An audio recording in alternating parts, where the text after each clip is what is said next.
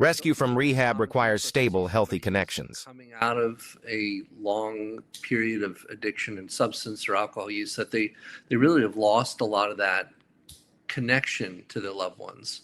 They're almost like somebody's had a brain injury, right? They're very self-focused, inwardly motivated.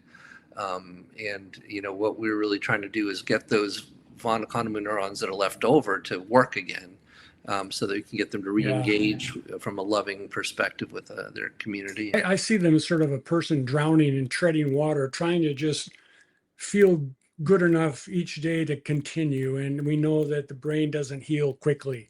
And we found some ways that can hasten that healing. Then they're ready for the emotional and the processing part of what they've done to their life. Another way I tell the patients, when you're addicted in early recovery, your headlights or your forethought go out about 1 week.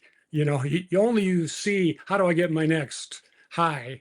Where responsible adults see way beyond the future and they envision a better future.